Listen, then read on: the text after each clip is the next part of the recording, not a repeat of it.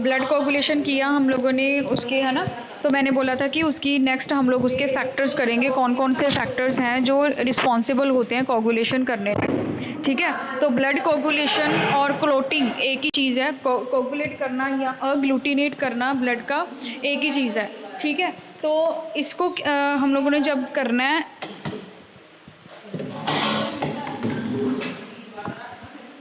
Blood coagulation and कहाँ गया, clotting एक ही चीज़ है। ठीक है, तो कोगुलेशन क्या होता है और clotting is the process in which blood loses its fluidity and becomes a jelly like mass in a few minutes after it is shade.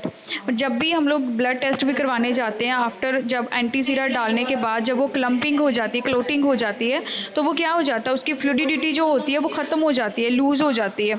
ठीक है, तो वो आपस में जो बिल्कुल फ्लूइड वाली कंडीशन में होता है वो एकदम से क्या हो जाता है, थोड़ी सेमी सॉलिड कंडीशन में आना शुरू हो जाता है ना। तो इसको बोलते हैं कोगुलेट हो जाना या क्लोटिंग हो जानी।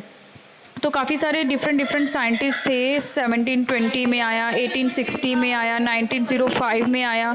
तो ये डिफरेंट साइंटिस्ट आए जिन्होंने अपनी अपनी थ्योरी दी। सबसे पहले जो साइंटिस्ट आया था Lewis pet. Haemostasis war caused by blood clots.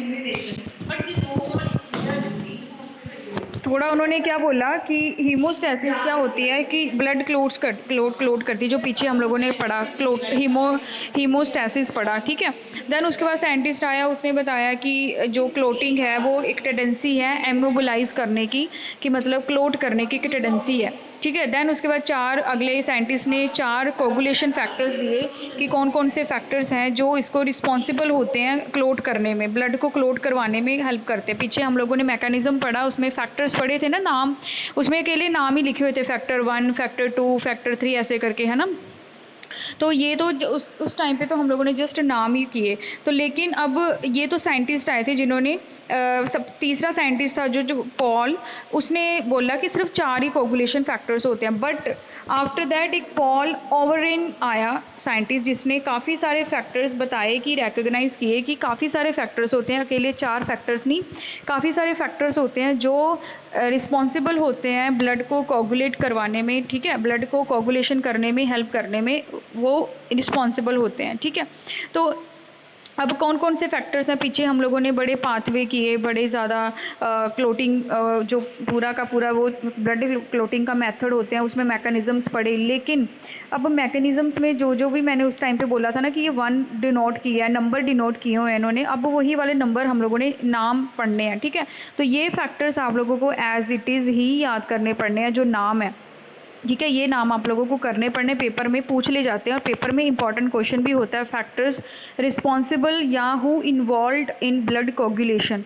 Okay, तो ये चीज़ आप लोगों को पूछी जा सकती है, इंपॉर्टेंट क्वेश्चन है।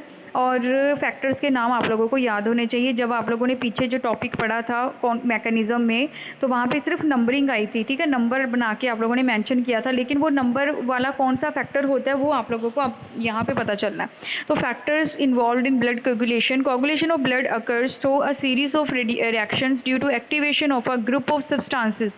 कहते हैं कि जब कोगुलेशन होती है, ब्लड क्लम्पिंग करता है, उस टाइम पे काफ़ी सारी रिएक्शंस चलती हैं। पहली बात तो उसको एक्टिवेट करने के लिए, उस रिएक्शन को एक्टिवेट करने के लिए काफ़ी सारे सब्सटेंसेस होते हैं, काफ़ी सारे फैक्टर्स होते हैं जो इन्वॉल्व होते हैं।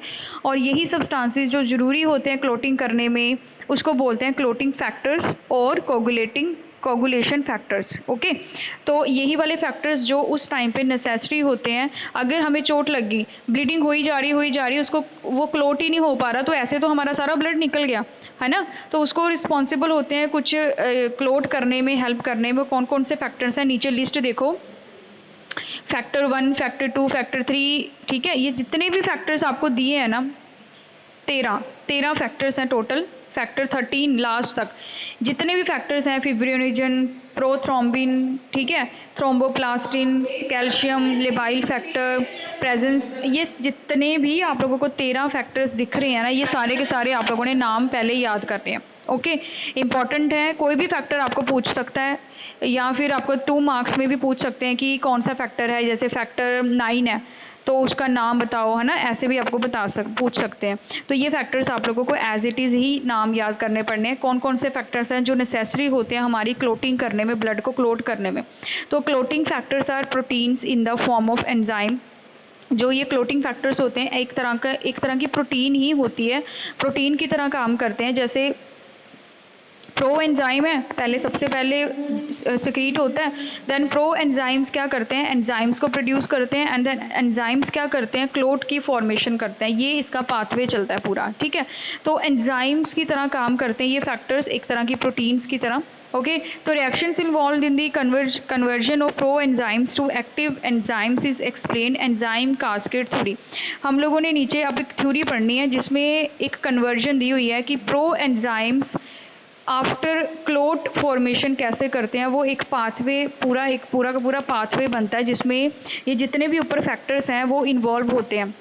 ये ऊपर एक रिएक्शन दिया ना, pro enzymes then clot formation हुई है। तो प्रो एंजाइम से एंजाइम बनने में कौन कौन से फैक्टर्स आए और एंजाइम से क्लोट फॉर्मेशन होने में कौन कौन से फैक्टर्स आए, इसमें एक थ्योरी लगती है जिसको बोलते हैं enzyme cascade theory, and that is most important. Okay, तो एंजाइम कास्केड थ्योरी आपको पेपर में भी आ सकती है। इसकी 3 स्टेजेस होती हैं। प्रो एंजाइम से क्लोट की फॉर्मेशन होना, उसमें कौन कौन से फैक्टर्स इन्वॉल्व हुए, ठीक है। इसको करने में होने में 3 स्टेजेस लगते हैं, ठीक है। 3 स्टेजेस कौन कौन सी है, सबसे पहले क्या होती है, फॉर्मेशन ऑफ प्रोथ्रोम्बिन एक्टिवेटर की।